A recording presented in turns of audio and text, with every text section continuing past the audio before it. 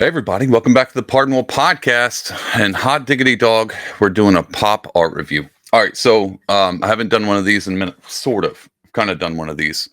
But the reason there was no intro video is because this is going to be a super short little episode. And I'm going to tell you why. So a pop art review, I used to do these back in the day where it was just covering just like stuff that came out, like Obi-Wan stuff like that. And I focus strictly on that. But here lately, I've been tying those into like, let's talk about philosophy and theology and what is the moral imperative. So I've been adding other stuff and making them like super long episodes to an hour, but which is fine. It's normally what I was thinking about doing. But I think the pop art reviews are going to be better because I can just focus in on one tiny little thing, make it a short video without getting into like weird existential stuff. So I'm just gonna do episode 5 of Ahsoka, and the reason I'm doing this, and I'll tell you a little bit. The reason I'm doing this, and I was just gonna wait. I was like, I'll just wait to the season finale. Since last episode, I covered the first 4 episodes, and I was like, well, I'll just wait to the season finale, and then I'll cover the and tell you what I thought about it. But this last episode was so good. I was like, no, we should just. I'm just gonna sit down and do a quick episode and tell you what I liked about it. Um, but before I do that, if you like this podcast, you want to support, you can always go to pardonwillmerch.com. This is a little plug, real quick. You can go here, and if you want to support the podcast, use promo code podcast for 15% off orders. Now, you can get podcast t shirts, but you can also get some art, other arts on mostly t shirts. I've been cleaning this up here lately, making it a little bit more simple and integrating it into the website. But that's a good way if you want to support the podcast, you want to support me. You like these, you're like, hey, I like these pop art review episodes. You know, I would love for him to continue. That's a good way to do that. So that was just a quick plug. Figure I'd throw that in. Oh, and I've got some more stuff coming up, especially with Loki coming out. I've got a Loki shirt that I'm making that's going to be up in the store, and I'll do a whole promo thing with that. Really getting professional with this thing. But anyway, back to this episode. I made a few notes, but I'm kind of just gonna go off the cuff. I'm not super. You guys know me. I'm not super prepared for this. But what I will tell you is this isn't a breakdown. I'm not gonna do like a shot for shot. Let me tell you about like what this Easter.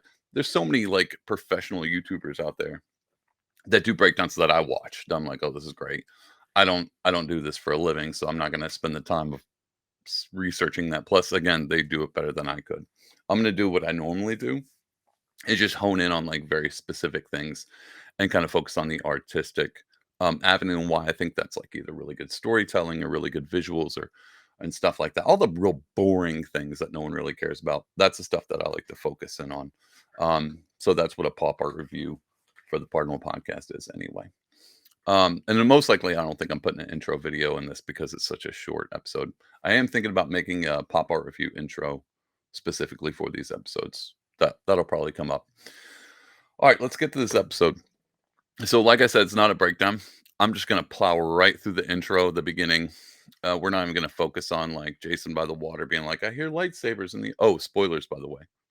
If you haven't, I mean, this is coming out over the weekend, probably a days later. So if you haven't seen this episode, I have no idea why you're watching this or listening to this.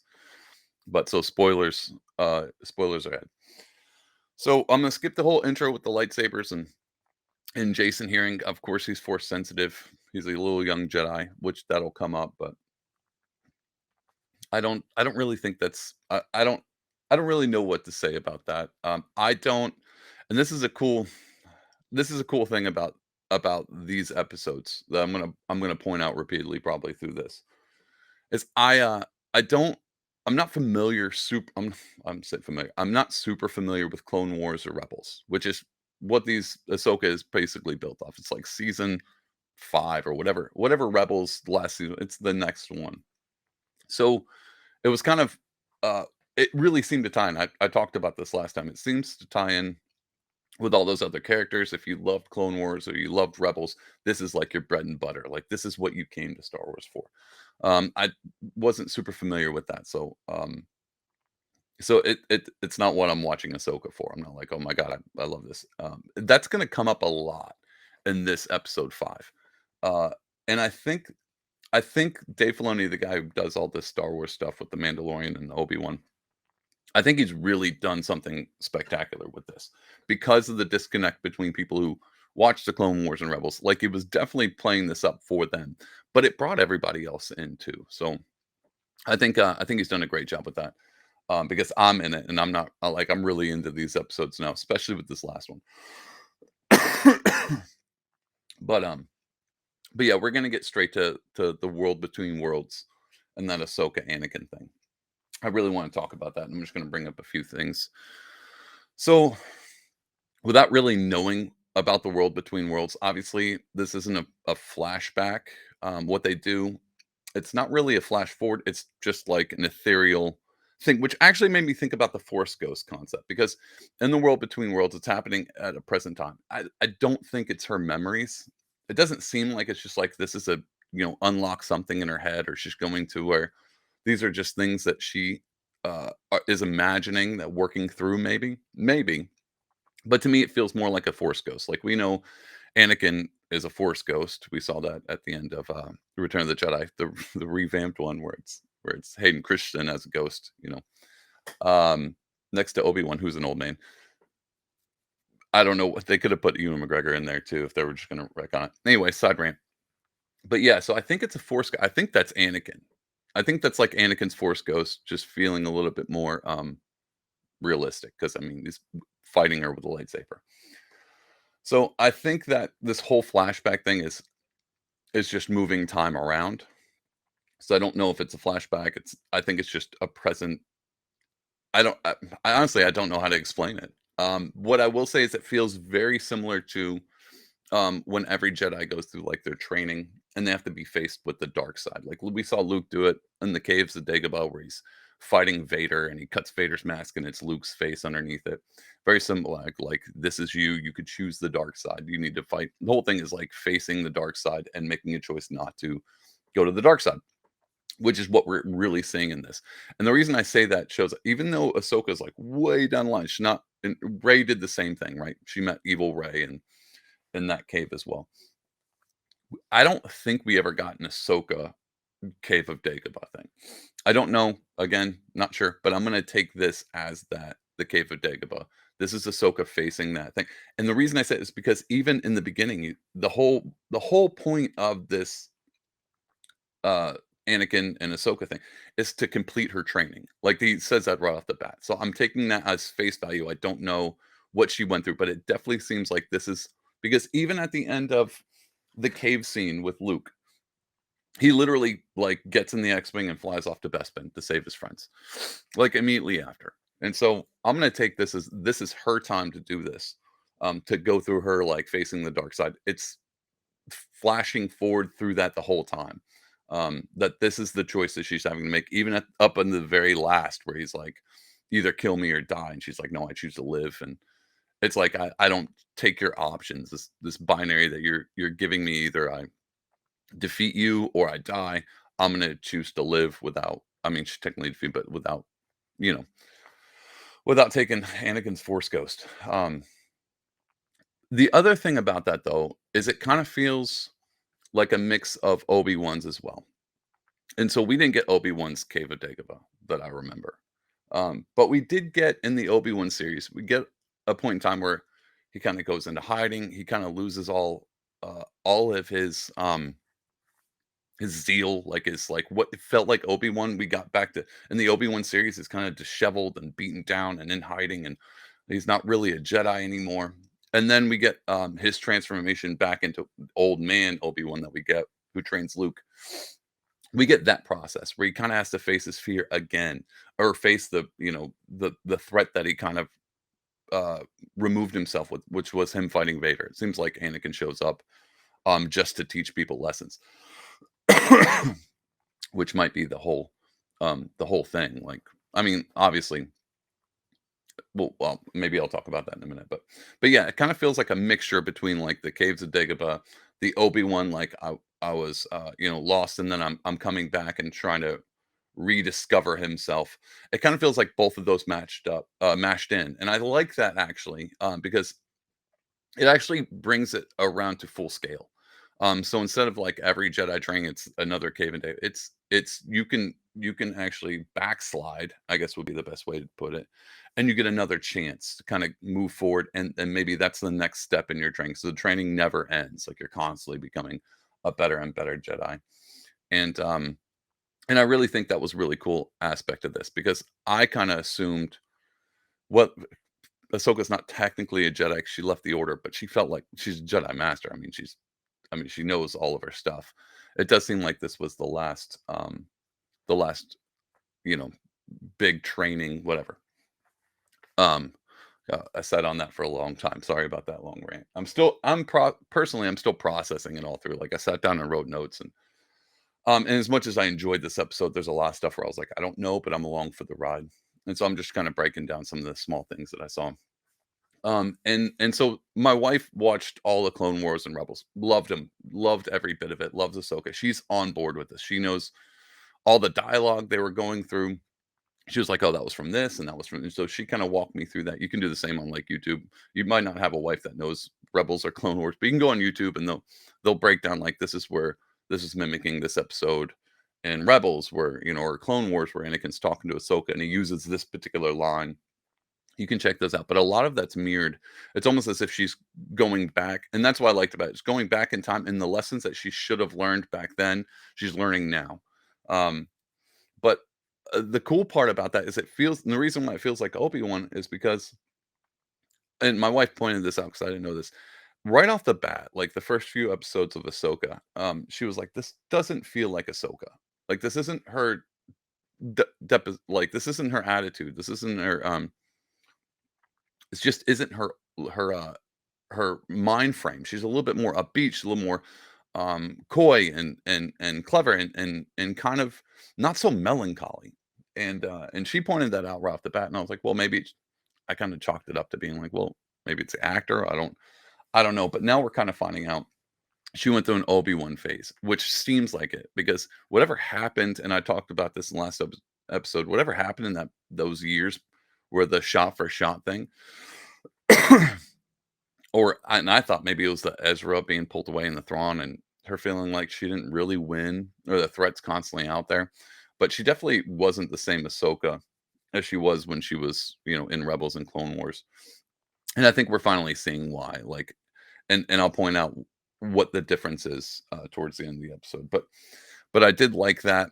Some of the symbolism and some of the other YouTubers I watched was really cool and very subtle.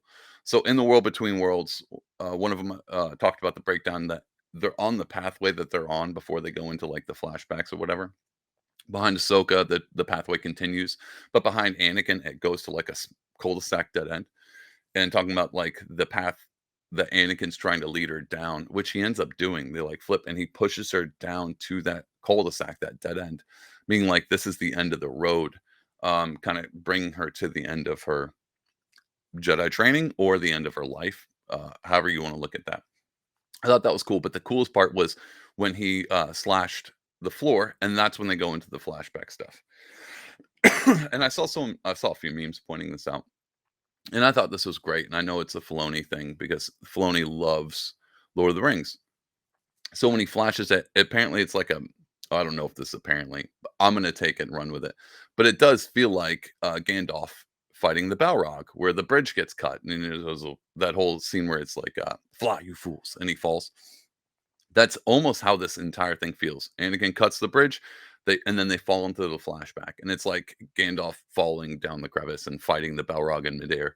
That's how this whole thing feels, and it shows up later on, and I'll go into more when Ahsoka comes out of it, and it's very Gandalfish. Um, but that I thought that was pretty neat. Uh, that mirroring of it.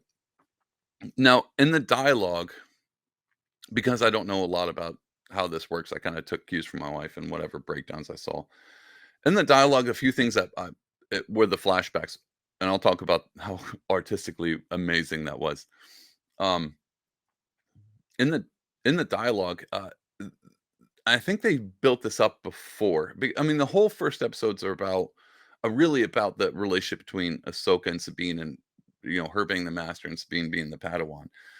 And I'm starting to get a feel like these whole things are about master and apprentice kind of feel even the enemies is, the guy and the girl, that's kind of the enemy, the upfront master and apprentice. It's a lot of that kind of mirrored. So I feel like Ahsoka, this whole series is um about that passing down. And I think there was a Disney Plus episode called Master and Apprentice that came out with this. I think so because it talks about. I don't know when that episode came out, but it actually talks about Dave Filoni being an apprentice of George Lucas and how that was the whole thing. So I think this whole series is really honed in on the relationship between Ahsoka and Sabine, and her finishing her training as a Jedi Master is really going to translate into us. Now, where I am venturing off because of subtle hints, I don't really think it is either between Ahsoka and Sabine becoming a Jedi, or now hear me out.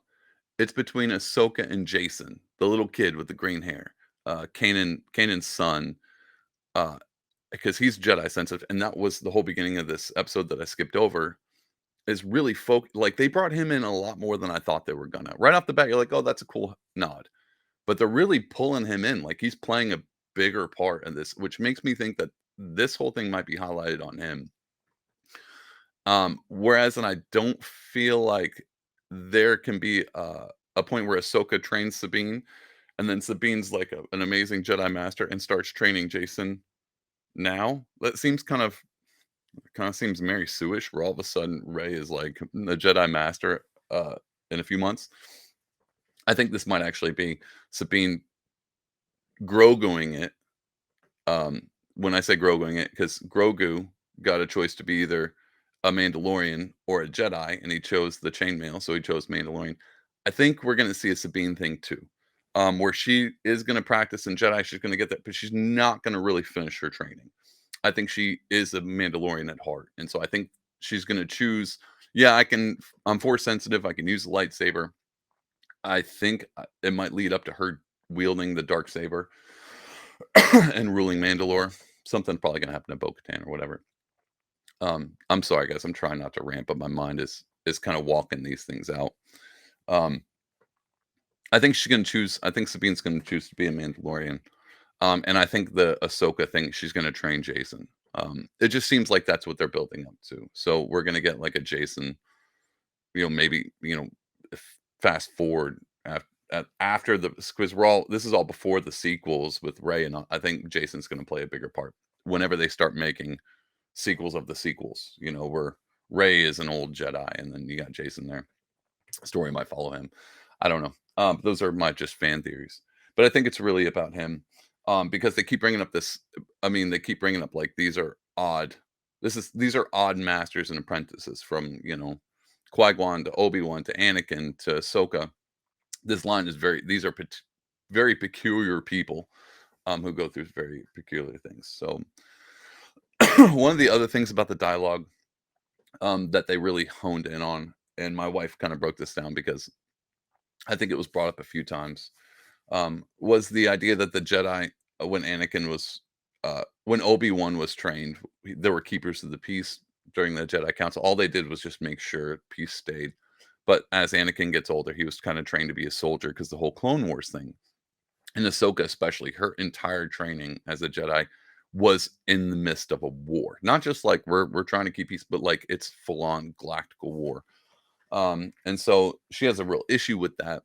You see as her older self and a younger person, where she's like, I didn't want to be a soldier. I wanted to be a keeper of the peace. And Anakin basically is like, no, you're more than a keeper of peace. This is what it is. This is what we have to do.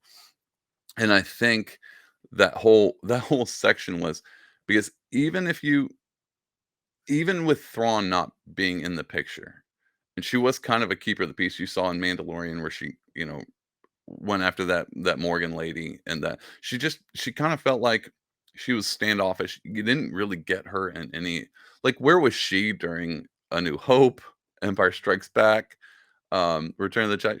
She was there. You have to think she was in the universe. No idea what she was doing.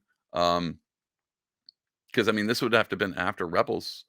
I have no idea where she was, what she was doing. So maybe it was that whole Obi-Wan hiding on Tatooine. Maybe she was doing something like that. Probably because she got tired of being a soldier. I mean, the whole Rebels thing, she was a soldier. And so I think this whole flashback thing and the completing of her training was just kind of accepting the fact that she is to be a keeper of the peace, you kind of have to be a soldier. You can't just be in the background making sure people don't act up. You kind of have to be at the foreground. And with the whole Thrawn thing coming back, it seems like she never gets a chance to just be a keeper of the peace. That's my theory about that. Um, I'm going to talk about the art real quick, but first we're going to address one thing. Um, other than the fact that everyone I saw online, this is where it throws me off. Yeah, I'm going to bring this up while we're doing this.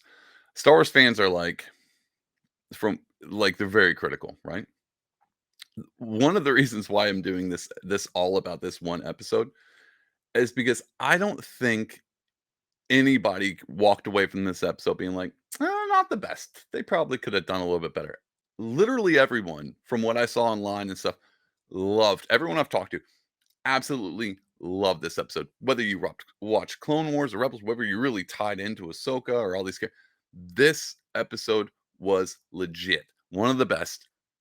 I would say even better quality than all of the sequels combined. Now, that's like not saying much. Super low bar. I get it. But for one episode of a TV series to be better than all of the sequels. Now, maybe in a few years I'll come back and be like, the sequels are amazing. Let me tell you why. Here's an episode about that.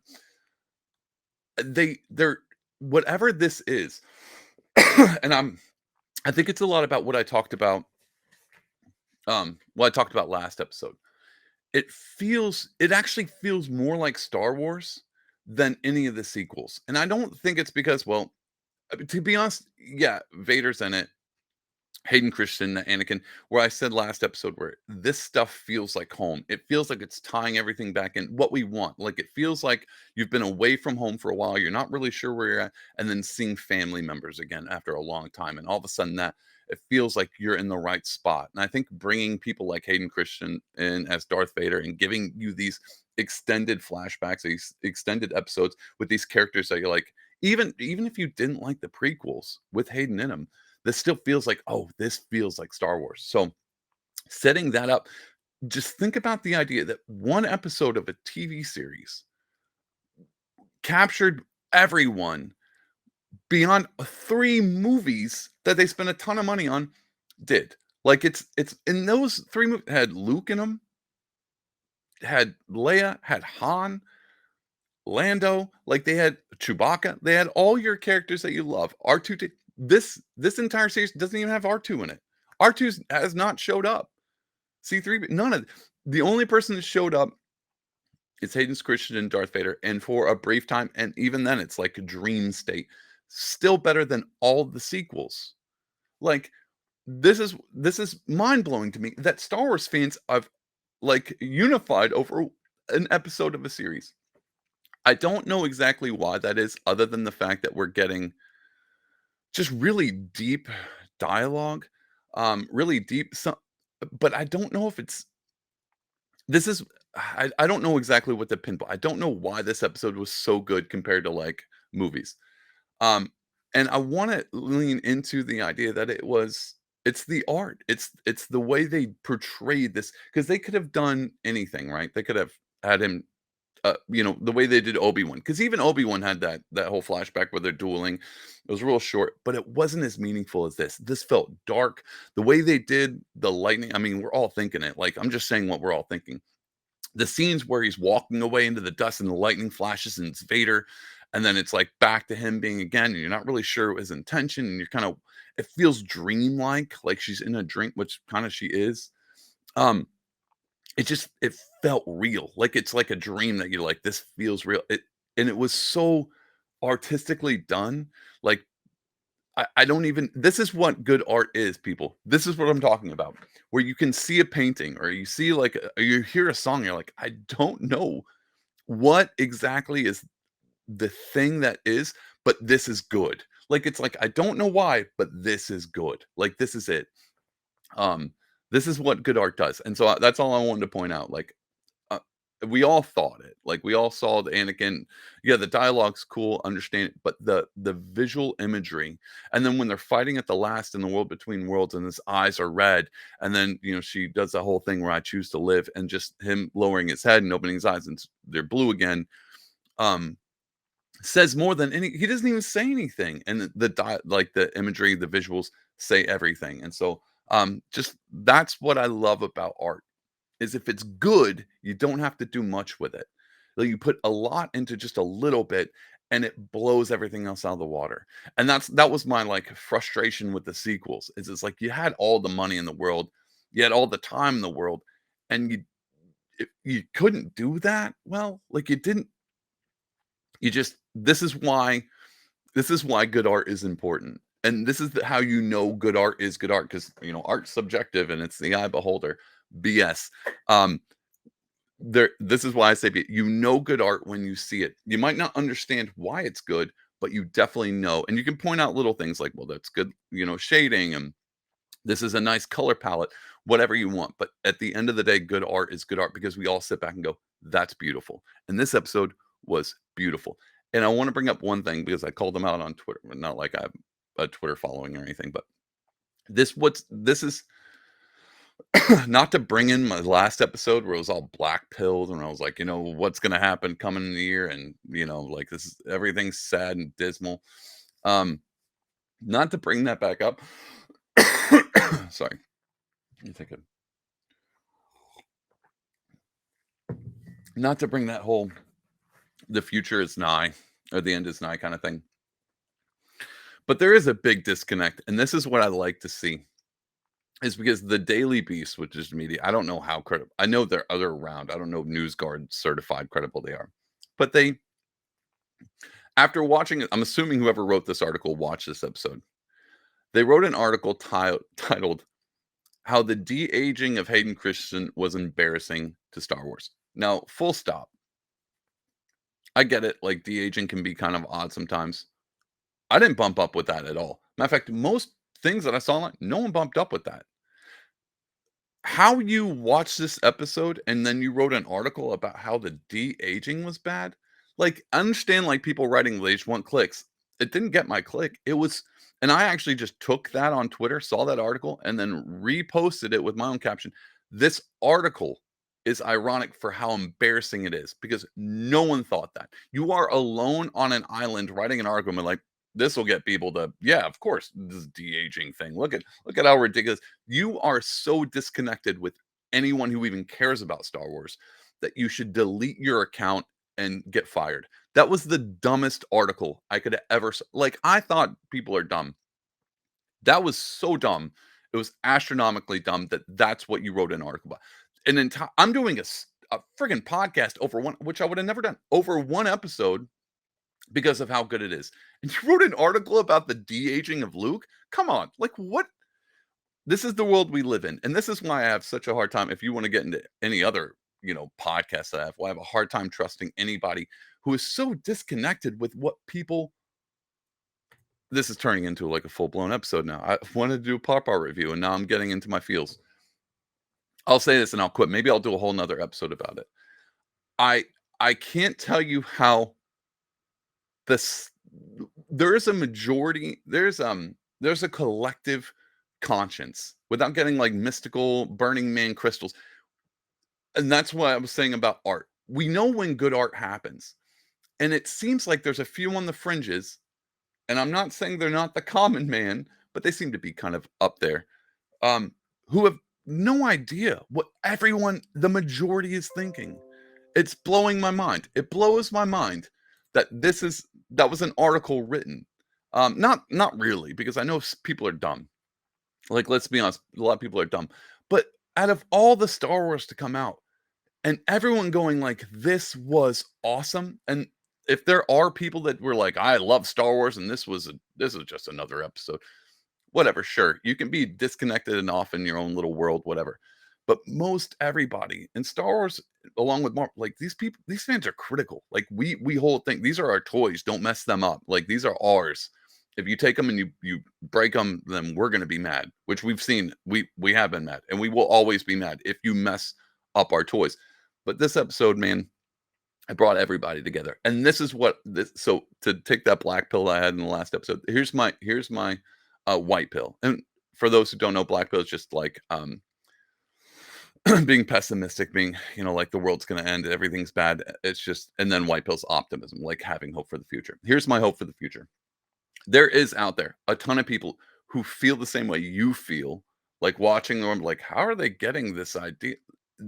Most people know when there is good art. Most people know when they're being lied to. Most people have a good BS sensor, and they know truth when they see it. Now, not everything is so upfront, being like, this episode's great, or this medicine's gonna work. Not everything. There is still mystery to life that we don't all know.